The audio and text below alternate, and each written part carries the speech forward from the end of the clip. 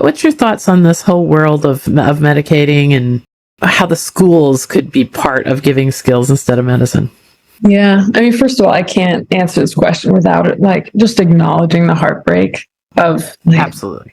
oh my goodness, the fact that so many of the symptoms that are being medicated are kind of appropriate responses to what is being sensed, right? Like, so that a sense of loneliness, in some cases, people are really isolated. A sense of anxiety may be related to what they're seeing with the environment or what they're hearing.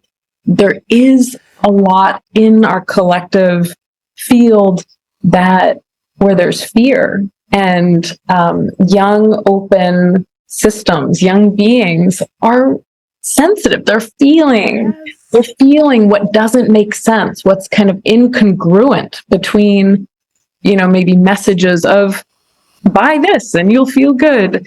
And wait, but this, like, something fundamentally doesn't feel right. And so I think the heartbreak is that we as a society don't have the skills right now to fully hold our young beings in what they're feeling and guide them through it, and giving them what are the strengths, what are the tools that will allow them to be in relation to this hurt that they're feeling, that they're so accurately connecting to, but that actually reinforces their own power.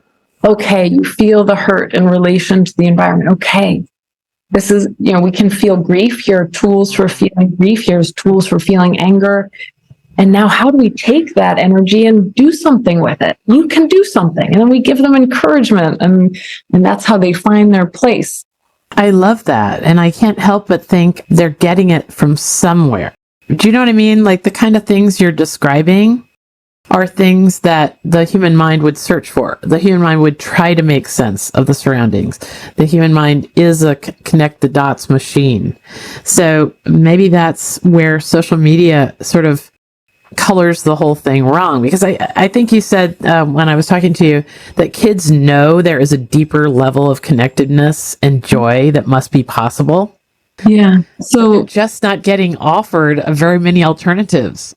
No, I mean, so what we saw in camp, we don't give access to phones. And before we ran it the first time, we're like, oh my goodness, like, is there going to be withdrawal? Because some people have so much of a relationship with sort of the dopamine cycles and, related to checking social media and getting those hits of kind of connectedness or surprise.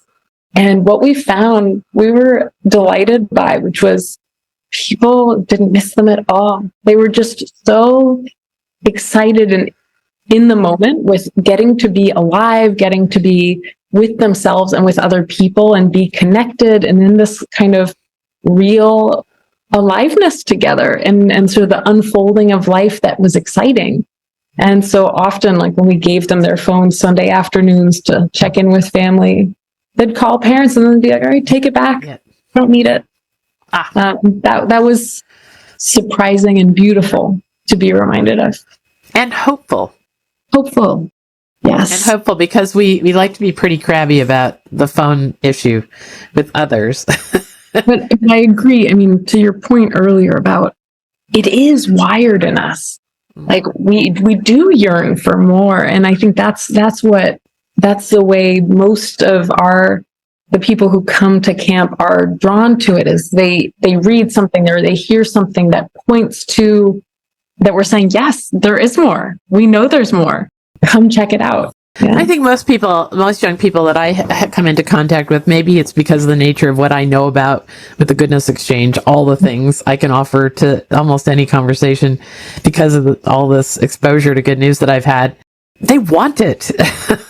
They don't want to walk around in doom and gloom. They know that they're not built for that, but there's very little alternatives offered them.